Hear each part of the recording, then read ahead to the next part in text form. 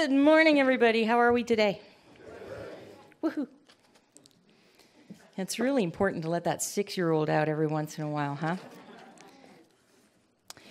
Whenever I'm asked to give a talk, the topic shows up to give me a lesson. So here we have a practitioner meeting. We decide we're going to do this. We decide that we're each going to have 5 minutes to talk. And after I stop laughing, I choose love.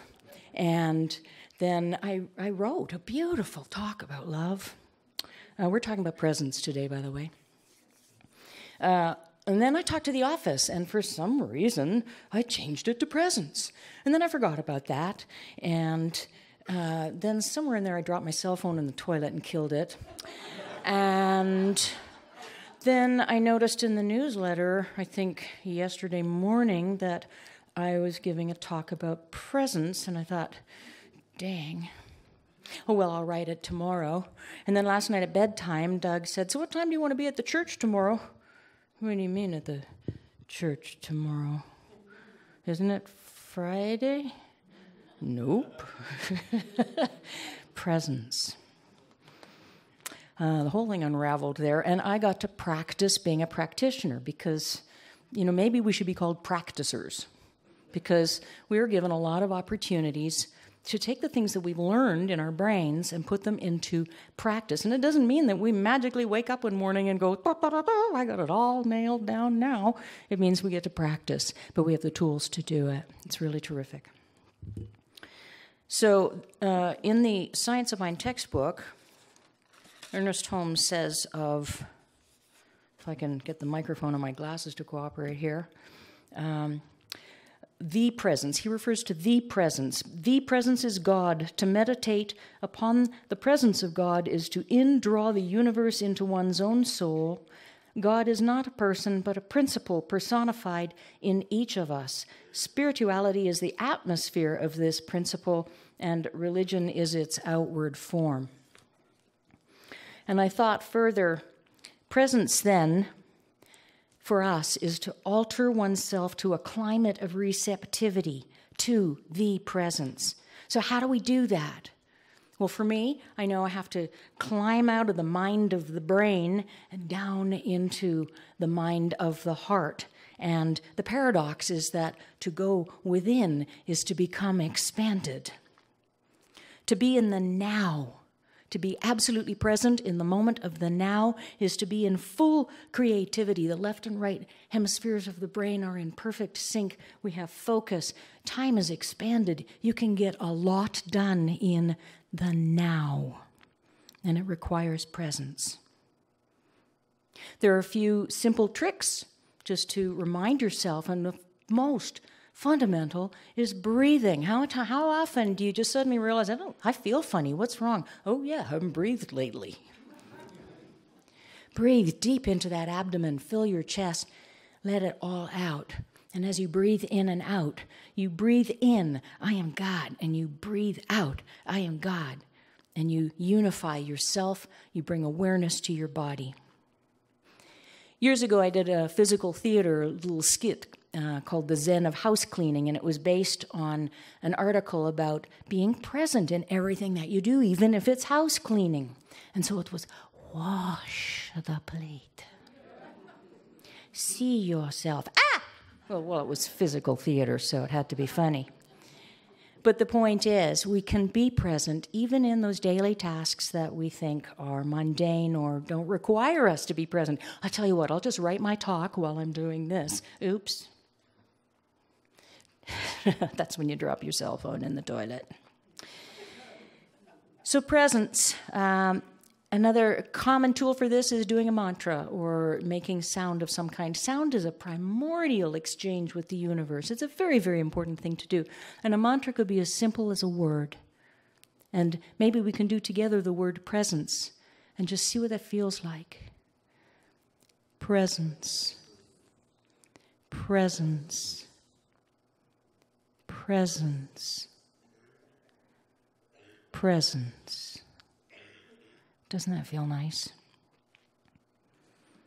Life is good, and we are blessed. But you have to be present to appreciate it. Thank you.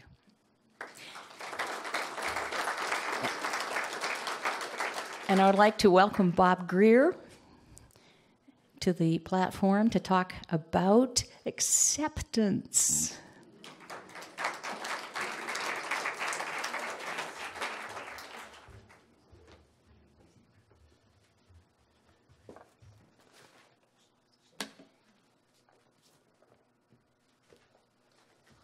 Bring this up just for my own edification.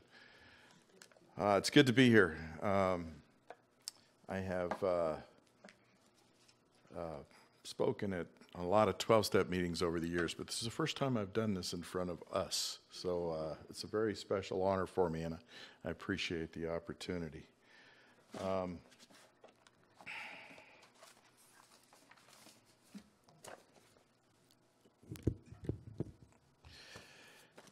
Before I personally discovered the Science of Mind teaching, I had been living my life and on a spiritual journey through 12-step recovery for over 20 years. The spiritual principles I was exposed to led me to seek a greater understanding of the nature of what we in recovery call higher power, or God, good orderly direction. Eventually, this search led me to religious science, and to my surprise, many of the basic principles we used in the 12-step process of recovery were the same in religious science. Back in the day, there were many sayings and cliches that we used in 12-step programs.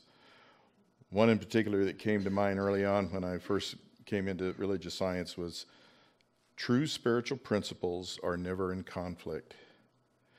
In studying the Science of Mind text, I learned that the truth is absolute. It can never be in conflict. Another saying that was very popular early on was, "Acceptance is the key." This used to really confuse me in the beginning because I didn't get it. The key to what? The key to a lock?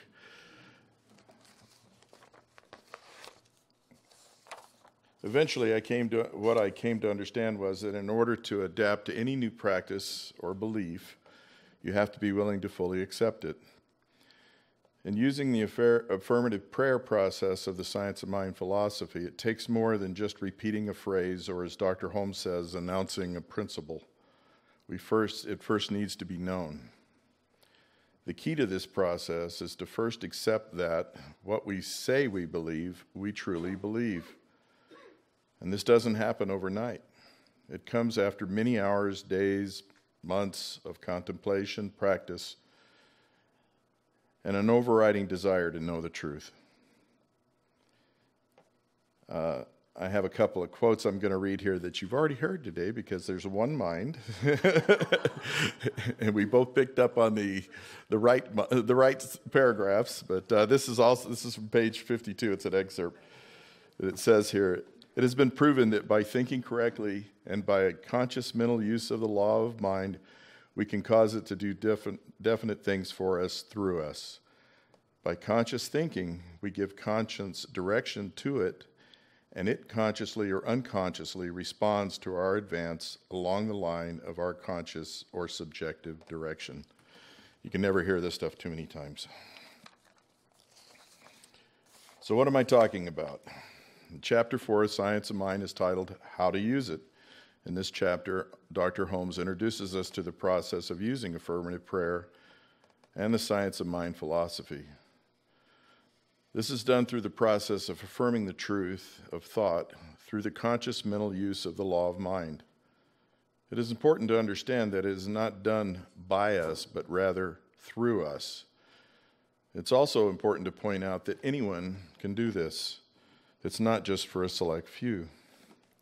Continuing on page 52, "It must and will respond to everyone because it is the law, and the law is no respecter of persons." Now, when I first heard that last part, no respecter of persons, it kind of threw me off in the beginning. But what he's saying is that we're all one, we're all equal. The law doesn't respond based on your belief or what, it does respond in your belief, but it's not judgmental. He goes on to say, "We are surrounded by an intelligent force and substance from which all things come, the ultimate essence. in the invisible and subjective world of all visible and objective forms and conditions. It is around us in its original state, ready and willing to take form through the impulse of our creative belief. It works for us, flowing through us. But we must be certain of what we declare to be true. Dr. Holmes suggests that if we are uncertain about what it is we're declaring, we first treat to remove the doubt.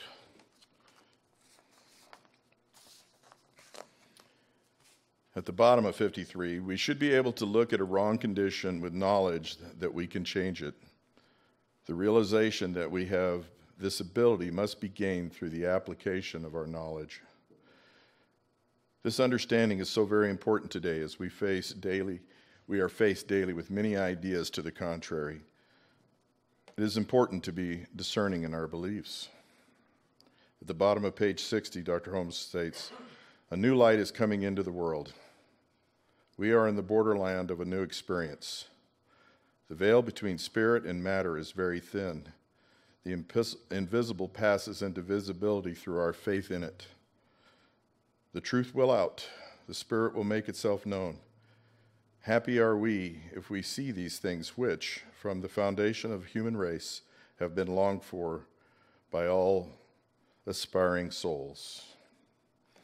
It's worth repeating. Please say after me. A new light is coming into the world. We are in the borderland of a new experience. And so it is.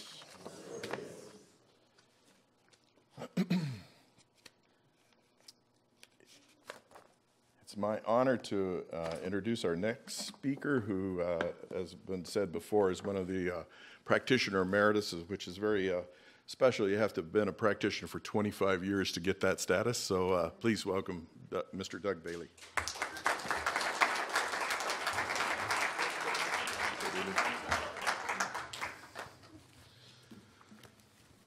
Well, good morning.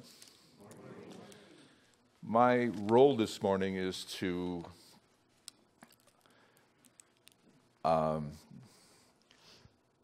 talk about how we use it to create and grow abundance in our life. Last week, my talk was primarily about ideas, and hopefully this morning's talk will be a little bit more about action. Last week, I made the observation that initially many people were attracted to science of mind in search of princes, palaces, and parking places, a metaphor for relationships, abundance, and the quality of life. My relationship with science of mind started around the time of my divorce. The princess had headed north. Most of the proceeds from the sale of my palace also headed north, along with my boys, who I love dearly, and of course, much of my paycheck for their support. Have you ever found yourself in a deep hole and trying to find a way out? Well, I was fortunate to come across Science of Mind. After many workshops, books, and conversations with financially successful religious scientists, I recognized that I thought my financial well-being was based on a finite commodity, dollars, whose source was my job. I was challenged to consider instead that the dollar was an infinite circulating energy whose source was the divine. Whoops. This was one heck of a paradigm shift that required an exploration of my self-worth, my relationship with money, my relationship with source, and, to be redundant, a recognition that my beliefs create my experiences. It was suggested I carry a $100 bill, spend it and replace it regularly, so that when I went into a store, having the cash allowed me to choose not to buy, rather than feeling I couldn't afford to buy. which did wonders for my prosperity consciousness and started to transform my beliefs about and relationship with money. We've shared this idea in class, and for many people, this has been really very effective. If, in fact, our source is infinite circulating energy, it is said that tithing can allow us to align with that flow. Now, I know it is counterintuitive. Giving away the money you need to pay your bills hardly seems financially responsible. In fact, when I look back at that time, I had a finite commodity, my paycheck, and it seemed crazy to me. We have choices. We can do things as we have always done them with predictable results, or we can step out of our comfort zone into the unknown and grow. At the beginning, paying my tithe with a check made it feel like another bill, impersonal, which I grew to resent. When I recognized this, I chose to use my $100 bill for my tithe. I started out very resentful of having to give it away. I mean, at the time, a $100 bill was a big deal, at least to me. But the resentment only lasted a few weeks until I started to enjoy the process. Then it was suggested to me life in tithing as it was a game where my income continued to grow, and today's income becomes the amount of tomorrow's tithe. What a wonderful series of creative choices would be needed to play that game, allowing life to work for me by flowing through me. Anyone who knows me knows I love games. And I really like the sound of this one.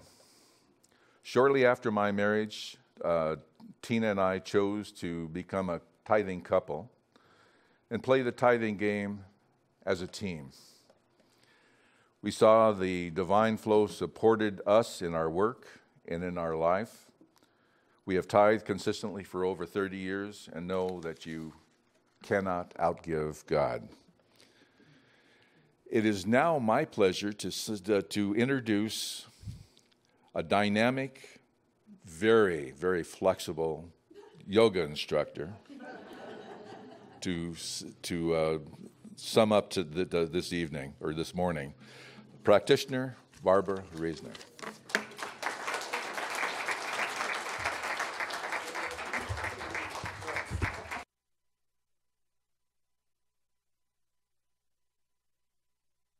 Backbend, I'll tell you that right now. How do I use this beautiful philosophy of ours? By remembering the symbol behind me up there. It's a circle that's cut into 3 parts with a V coming down through it. The top third is thought, or a cause, or what I like to call the seed. The middle part is a creative medium, or the soil. And the bottom third is the effect, or what I like to call the crop. When I have taught my the Beyond Limits classes, my students will remember I call it seed, soil, carrot, because I'm planting a carrot seed. If you plant a rose seed, you're going to get a rose. So I use this analogy in my life, and I'm a visual person, so I love thinking about that symbol all the time. The middle, the creative medium, is something that you let it work its wonders, but you also have to go in and weed and water and take care of it. You don't just plant the seed and walk away. Or in my case, I'd plant the seed and sit back and eat chocolates. No, you got to do something. So on a daily basis, here's how I use this philosophy. I visualize that V coming down to the top of my head, filling me up with a beautiful light, and reigniting what I call my God seed spirit, which is the neutral soil, or again, what I call my divine pilot light, which is there all the time, just waiting to be ignited with thought, with a seed, with an idea of what I want to see in my life. I do this first thing in the morning and at the end of every day. And sometimes if I feel the need for that spiritual goose during the day, I will take a deep breath and just imagine that light coming in me. And that's how I nourish myself with my own seed, soil, and the crop. I also use this method to plant the seed for health and wellness into the neutral soil of my mind and body. And I'd have to say, I have to be active, so I can't just sit back and eat those bonbons. I exercise, I eat well, I nourish my spiritual soul. And I'd have to say that for the most part, the crop that I'm producing is vitality and wellness. Another important way I use this teaching is to embrace the concept of being open at the top, like that V coming down, and being open-minded and not judgmental in my relationships and worldview. So once again, I just fill myself with the seeds that I want. It's compassion, tolerance, and understanding, and hope that I'm full enough to withstand the bombardment of some of the negative energy we experience around ourselves. And my goal is to be the light and not a part of the darkness. And in Practicing the Presence by Joel Goldsmith, he writes, "Unless we do unto others as we would have others do unto us, we injure not the others but ourselves. In this present state of human consciousness, it is true that the evil thoughts, dishonest acts, and thoughtless words we inflict upon others do harm to them temporarily, but always in the end, it will be found that the injury was not nearly so great to them as it was to ourselves. Morning, noon, and night, we must watch our thought, our words, and our deeds to make certain that we ourselves are not responsible for anything of a negative nature which would have an undesirable repercussions." We're only hurting ourselves if we're planting the bad seeds. So a last thought is, I find it that being judgmental is hard work because I always have to prove myself to be right all the time, and everybody else has to be wrong. And seriously, that's a recipe for disaster if I want to have good relationships with acquaintances, family, and friends.